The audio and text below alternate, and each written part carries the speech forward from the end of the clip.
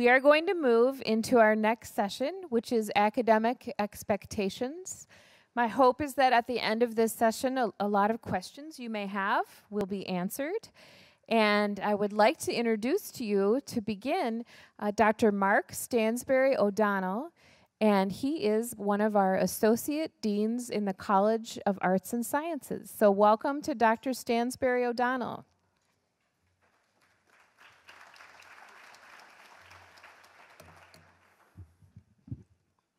Thank you. Can you hear me in the, okay. I messed up the microphone on Saturday, so. Good morning. I'm one of several associate deans in the College of Arts and Sciences. And I'm talking to you today because your student will be taking several courses from faculty in my college this fall, taking courses in their core curriculum. Incoming students will take most, if not all, of their courses in arts and sciences this semester from our faculty. Additionally, if current statistics hold, about half of the students will end up majoring in one of the more than 103 majors that we have in arts and sciences, ranging from actuarial science to women's studies. So on behalf of my counterparts in the Opus College of Business, the Schools of Engineering, Education, and Social Work, welcome to St. Thomas.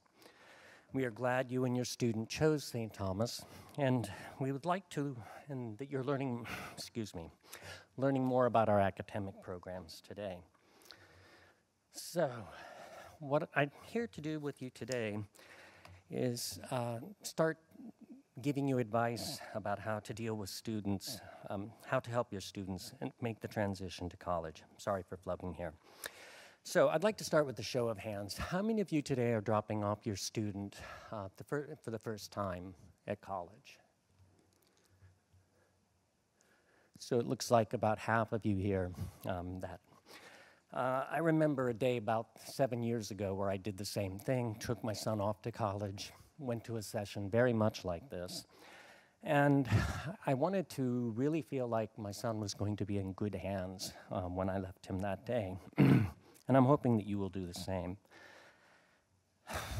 So, I'm one of many team members, including our staff and the Dean of Students Office and Academic Counseling, who work hard to assist all of our incoming and returning students. We want to collaborate with you to assist your student in making a successful transition to St. Thomas. Towards that goal, I would like to enlist your help and assistance.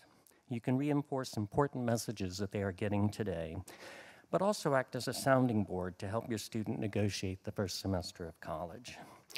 Some of this you will have already heard today from Dr. Wyatt, and undoubtedly you're going to be hearing some more of it later today. As I tell my students the first day in class, I often repeat myself, and every time I do in class, I can see their eyes roll. It's not because I can't think of anything else to say. I can. But when they're going to be taking a test or doing a paper, they need to hear things more than once. So when I repeat myself, I tell them, it's important. They should write it down. They should remember it. And the same thing applies today. They and you will be hearing the same thing over again. But it's because we want them to remember and be able to succeed when they start here in the fall. So, first bit of advice is for the student to take primary responsibility for her or his education. You've been in the driver's seat up till now, from preschool on through high school, but now it's time for you to get out of the driver's seat and take the passenger seat, or even worse, the back seat. And that can be a little nerve-wracking, as I remember teaching my son to drive, and the first time we merged onto the interstate, it's a little terrifying being out of control at that point, but it was important for him to learn how to do that on his own because I did not want to be driving him around for the rest of his life. So same thing applies here. They're in the driver's seat and they need to figure out how to do all of that, but it's still important for you to be there, just like when they have a learner's permit. It's important for you to ask questions. It's important for you to have a conversation with them. What classes are they going to be taking? What are they thinking about in terms of their major? What kind of projects do they have going on? And even giving advice, like you're going to be majoring in that, or you think that's such a good idea because your math skills weren't always the best when you were in high school.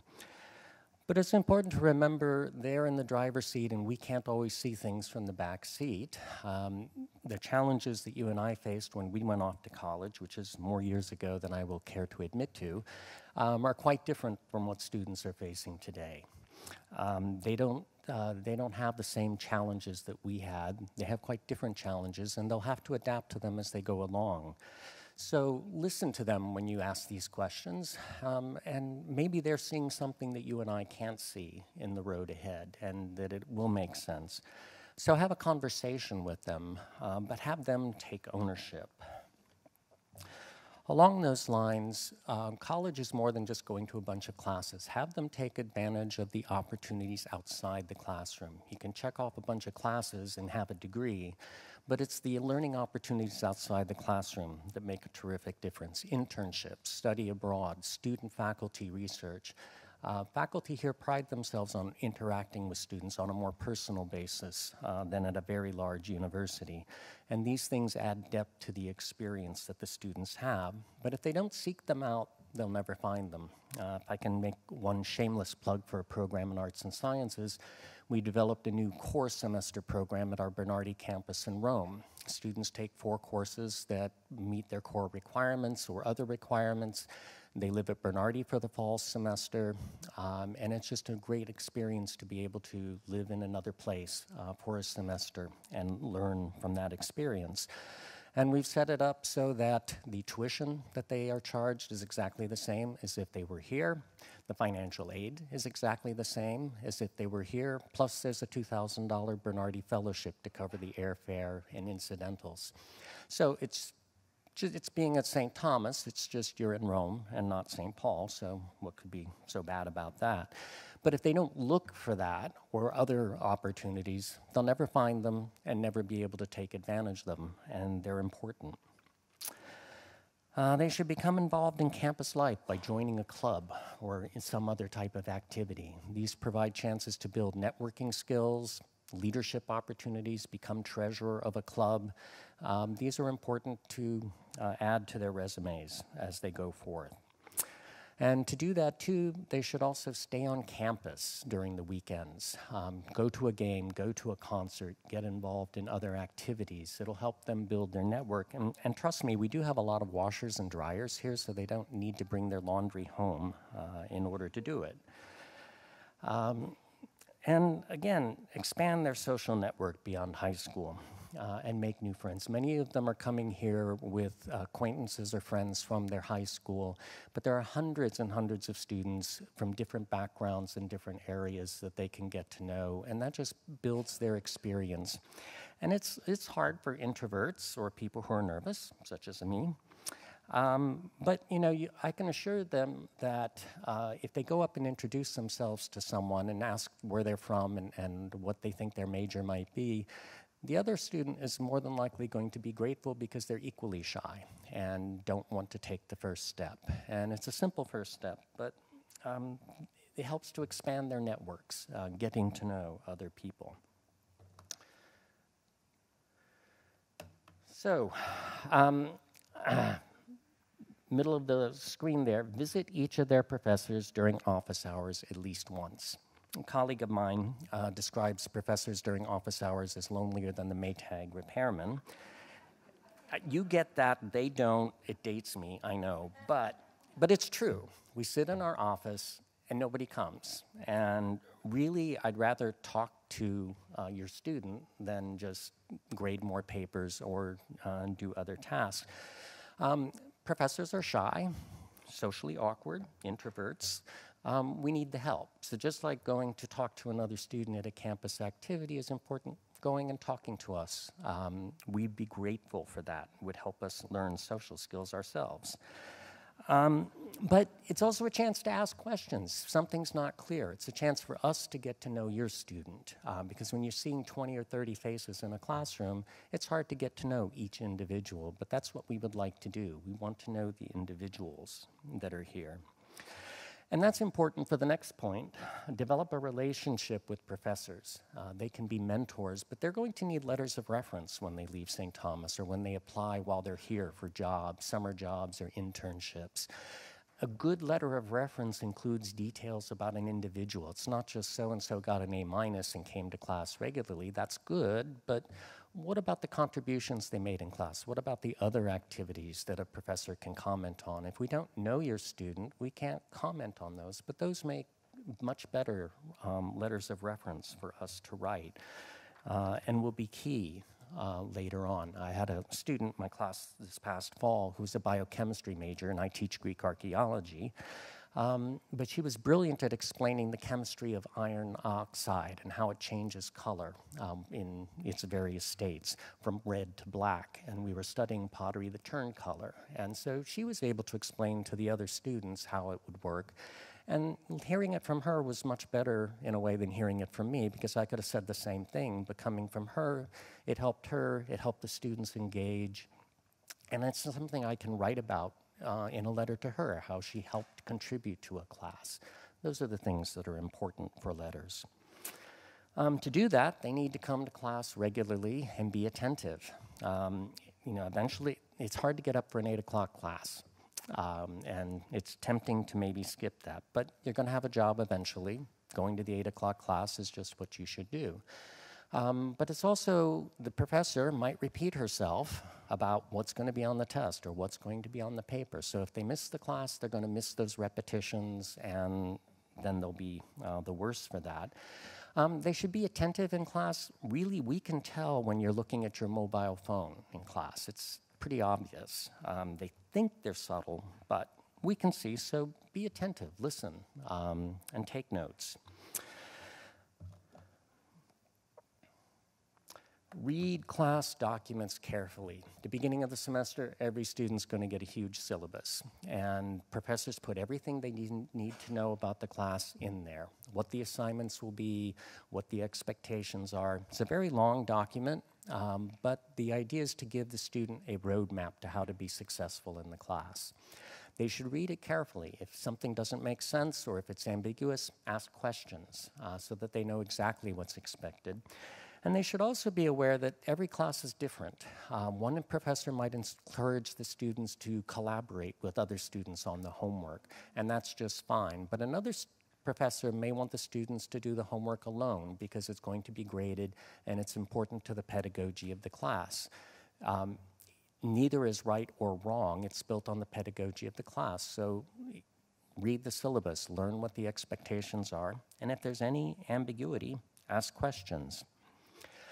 And along those lines, just like visiting, they can do this during visit to office hours, but coach your students to approach professors with questions early and often.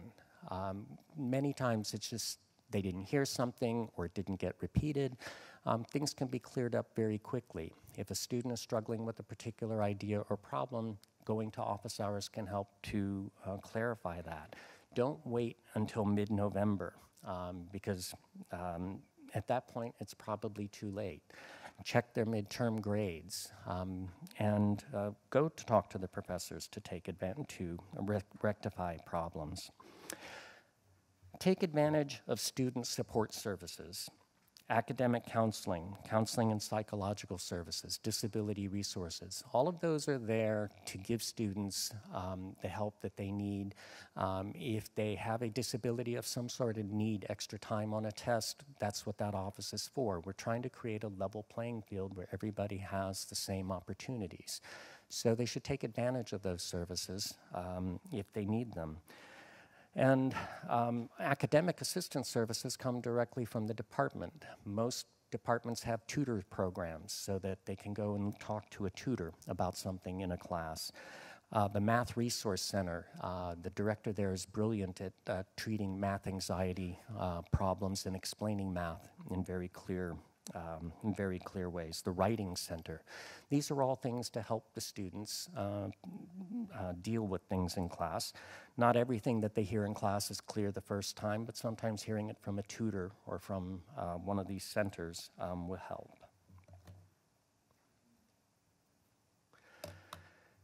Please encourage your students to try to resolve their problems first before they come to you. I know my son would sometimes call with something that was going on in one of his classes, and I had to resist kind of two different temptations. One being a professor. It's like, well, did you go do this with your professor? Did you go do that with your professor? I had to be less directive and stand back a little bit to allow him to kind of figure out that he should approach the professor. Occasionally, I would hear something that said, your professor said what? And was tempted maybe to call the professor myself. But again, there's two sides to every story, and it doesn't do any good for my son to have me call the professor. It's much better for him to deal with the situation. You can be a sounding board, you can help steer them in the right direction, but it's important that they go talk to the professor or go deal with learn how to deal with it themselves so that they'll be able to do so throughout their life. If you do need to talk to a professor or an administrator, we need to have a waiver from your student. It's called a FERPA waiver, for Family Educational Rights and Privacy Act. This is a form that's downloadable from the web, and your student would need to download and fill it out and sign it and give it to a professor or a dean in order to talk with you about grades or some other issues that you might have with the class. It's the law. We have to abide by that. So just be aware of that we are happy to talk with you, but we do need that waiver in place first. Finally, I guess it's not on the slide, schedule any travel home so that it doesn't interfere with coursework, especially final exams.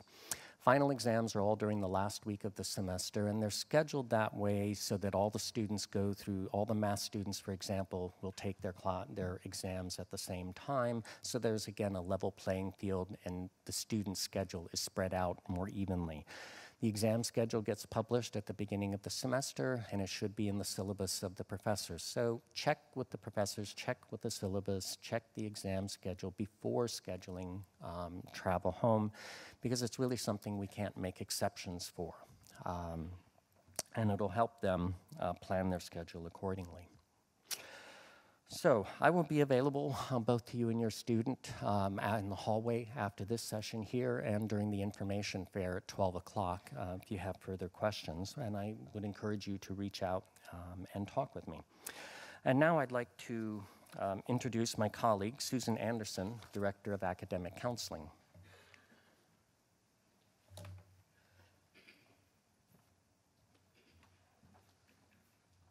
All right, good morning, everyone. My name is Susan. I'm the Director of Academic Counseling and Support here at St. Thomas, and that means that I oversee the academic counselors who have registered your student for fall semester classes. And for us in our department, we are part of the team that plans for these orientation sessions, and it's a year-long process for us to plan for these. So when you are really here with us on these days, we love it. It's our favorite time of year. We love working with first-year students, and so I welcome you very warmly on behalf of our department. My purpose in the few moments I have with you this morning is to help you feel well informed about the enrollment process at St. Thomas. And what has happened prior to today, what will happen today, and then how we hope to partner with you after today to launch your student really well for the fall. This afternoon, your student will meet with an academic counselor or a faculty advisor for a 15-minute consultation about his or her fall schedule. And I want to say very frankly with you that we have intentionally separated students and parents for that consultation. And it's not because we don't care what you think. We care very much what you think. And the reality is you are your student's most valued advisor. And there's no doubt about that. You've heard lots of themes already this morning, right, about engagement and ways students need to start owning their education, and today is orientation. So we just think it's really important to give students some practice in that ownership and what that feels like. When students and parents meet with us together, and there are times when that's really appropriate, in many cases, students kind of take a back seat, using the driving analogy, and that's kind of natural for that to happen. And today is when that starts to shift. So we just think it's really important to give them that practice. And we know that it's the first time for many to do that on their own, and it might produce some anxiety. It might produce a little anxiety for you as well. So I hope that the information I give you today will help you feel assured about things. Prior to today, we've asked students to do things for us so we can learn about them. For some students, and not all, we've asked them to take placement exams in certain subjects because we need more information about their background knowledge. Not everybody had to do that, but some did. We also asked students to read a publication we call the Orientation and Registration Guidebook. And it's online, www.stthomas.edu/guide. Many of you may have read that as well. It's available. It will be available all year long at this website. And it is excerpts of our undergraduate catalog that are most relevant for first-year students. And so it highlights programs, has course descriptions of courses available to first-year students and other things. And it's something that we often refer students back to when they call us with questions, because it's just helpful to have things in writing. We've asked them to complete an online questionnaire we call the Online Course Preference Form. And this is the way that we gather really specific information about 1,380 students. That's the size of our incoming class. And so, things that we want to know very much, if they're interested in a particular academic major. Many students have some strong ideas about what they want to study. They have ideas about X, Y, or Z, and that's terrific. If they don't have any idea and they feel undecided or exploring, that's what we call it. It's much more exciting than undecided. That's great too. And we have students changing their minds all the time, and we expect that. But if they have ideas about particular majors where it's important to start with some specific classes in the first semester, it's helpful for us to know about that. We also want to know things like, have you previously earned college credit? Many students have, and some have earned quite a few. And so we need to know specifics about that so the fall enrollment can complement previously earned credit in a way that really makes sense. Some students haven't earned previous college credit coming to St. Thomas, and that's great too. But we just want to know about each and every student situation. Then we also want to know any logistic that will affect the fall schedule. Is the student interested in participating on an athletic team, for example, or being in a music ensemble, or will he or she be involved in the ROTC program? Anything that will affect the logistics and the timeframes of enrollment we collected in the online course preference form. When the student hits the submit button for that online course preference form, a report is generated in our office, and our counselors pore over those details with great care. And I assure you of that.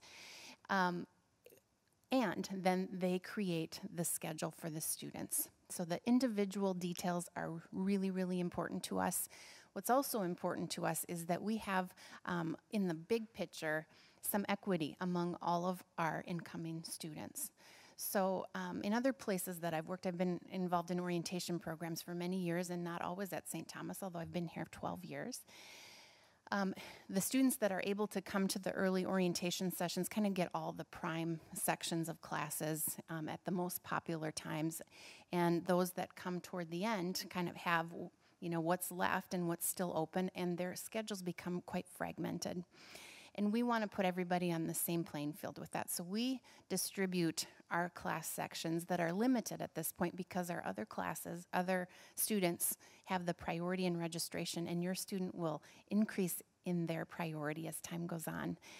We want to just make sure that students don't have a real fragmented and awkward schedule in that way. So that's a unique thing to St. Thomas. It's really important. And what it means for your student, I think, is that we've asked them to rank things, you know, what kinds of courses sound most interesting.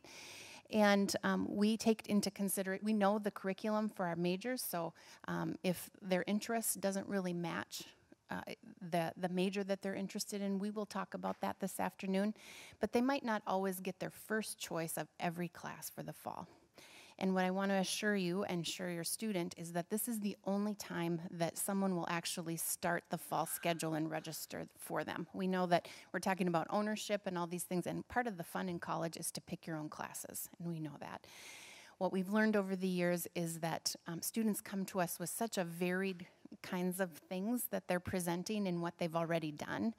And our selection is of courses are such that it really has been, when we've asked them to do that on their own, which has now been several years when we had that format, they left feeling really tired, frustrated, and their schedules really weren't as great as if we assisted them with it.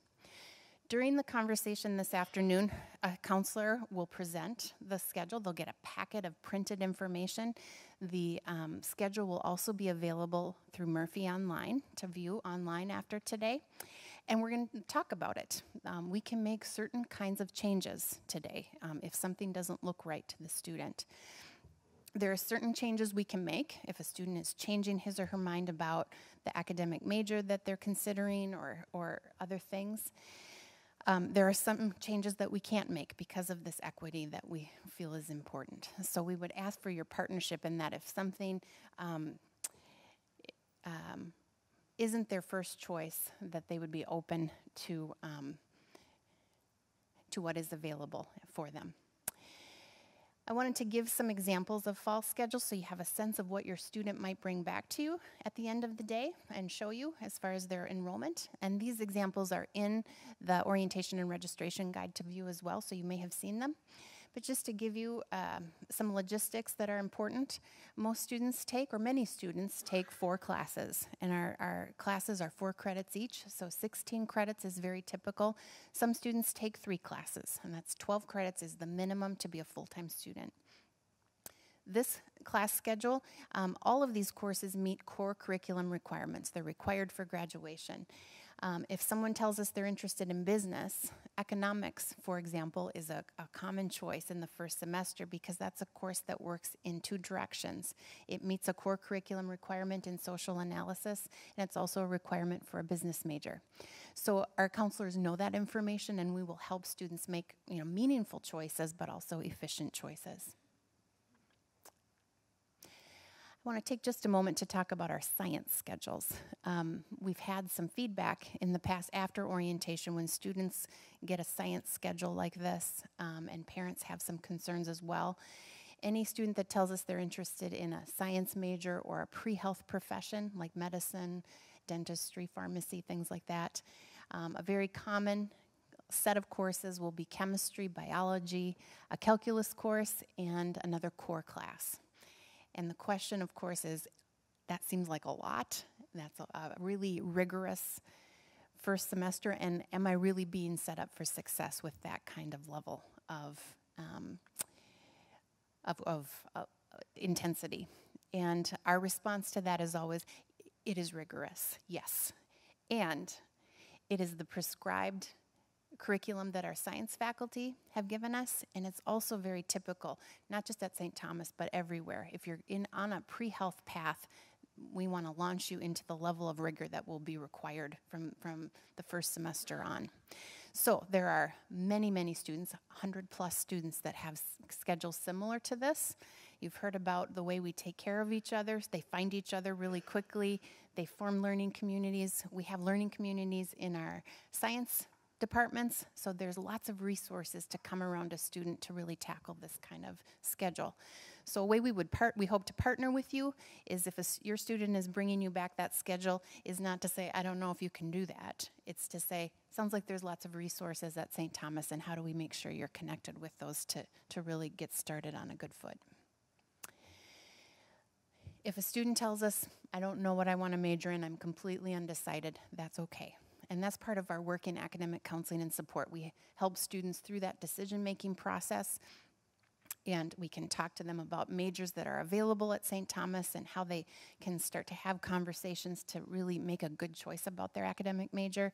But they can start in core classes, all that are graduation requirements. For example, all of these, English and a language, philosophy and theology are required and very common for first semester students. And then we have some departments that offer introductory courses. Not all departments do this, but some do. So if a student told us that they were interested in a journalism major, the communication and journalism department offers an introductory class, and if there was a seat available in that, that would be a very common course that we would enroll the student in. So that is some of my examples. The student will get the printed packet today. They'll be able to look at their schedule online afterwards. We'll tweak them. We will make changes as appropriate today. Our hope is that they walk away today feeling excited, feeling good about their schedule, feeling like someone really took care in how they were enrolled. We will start as early as October to give them coaching on how to do it on their own for J-term enrollment in spring and every semester moving forward. After today as well, and if you're like me, I think of my best questions on the drive home or once I'm at home, feel free to call us. We do not have resources during the summer to meet individually with students after orientation, but we take care of lots of things over the phone and are happy to do that. What I will tell you is that if you call on behalf of your student without him or her in the conversation, as a follow-up to Dr. Stansbury O'Donnell's comments, there will be very little that we can do legally to make changes or do anything. So the example I give that I like very much, I spoke with an incoming student earlier this summer who was completing the online course preference form. And she called and she said, I have some questions. And I said, that sounds good. And she said, my dad is on the other line. And I said, okay, sounds good. She asked some questions, and before we hung up the phone, her dad said, I have a couple more questions before we hang up. And we took care of everything in a really great way between the three of us in that conversation. So that is the way we would welcome your participation. If you can be in the passenger seat or in the back seat and help your student make those phone calls. We know that many of them are not used to that. I just thought that was just a great way for that father to allow his daughter some practice at something that felt new to her, and it went great. So if you could help us in that way, we would welcome your participation in that way. So we have a few moments here for some questions from you. Dr. Stansbury O'Donnell and I will respond to them in this group, and both he and I will be available outside of Wolf Hall after this session if you have some questions that are more individual to your student. So we'll open it up to questions.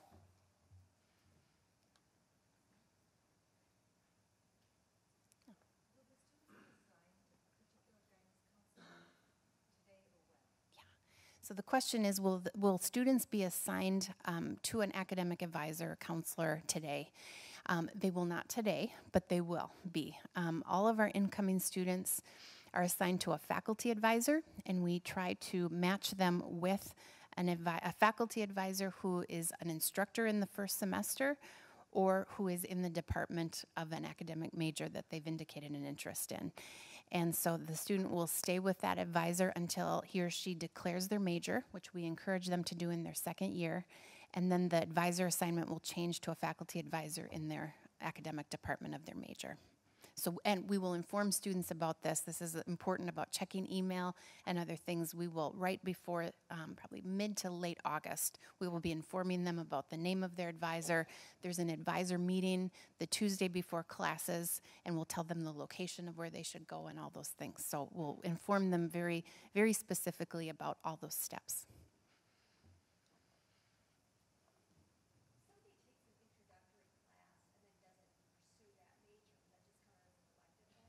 Yeah, so the question is if they take an introductory class like this, communication and journalism, and then change their mind, if they complete the course and then it becomes an elective course, students are required to complete a certain amount of credits outside of their chosen major, so it often just shifts into that category and is still counting toward degree progress in that way. And we are here in academic counseling. I think we have lots of really eager students and we love it. They want to plan out all 4 years today, and we're like, that's awesome. We don't have time for that.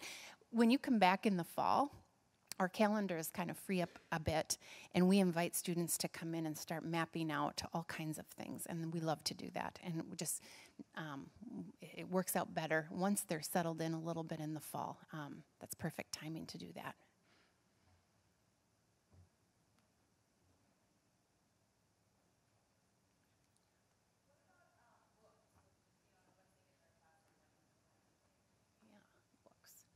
So the question is about buying books. So we have a website for our bookstore, and they should be able to look at their class numbers, like all of our numbers here, and the section, and the name of the instructor, and then the required books. And our bookstore sells those as well. And there's other resources to get books. But we have a really nice bookstore website that will guide students through that, and they can visit the bookstore this summer as well. Terrific.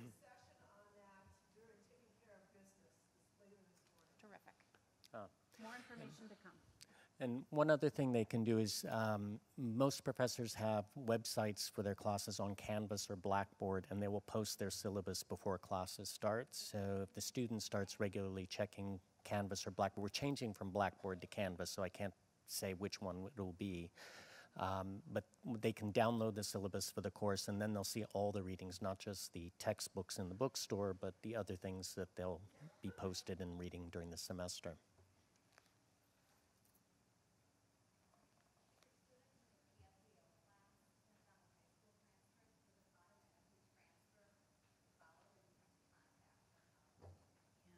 So the question is, if your student earned college credit through, and the course is appearing on the high school transcript, do you need to, will that then be sufficient, or do you need a record from the university? You need a record from the university. So that, and we'll have reminders. If students self-reported that they've earned credit, but we don't have that credit yet, we have information for them to tell them how to do that today.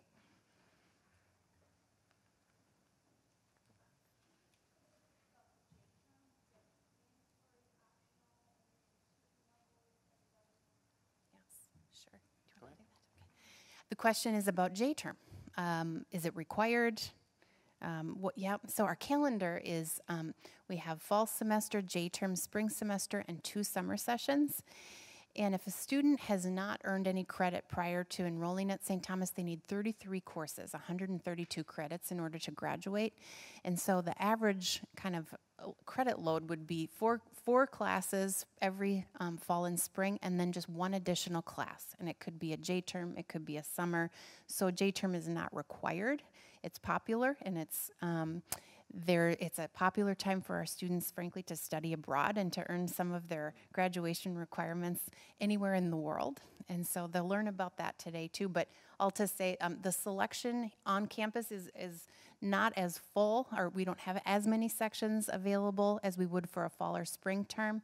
But lots of students are doing things all over the world as well. So we'll have lots of guidance and advice for them as time goes on.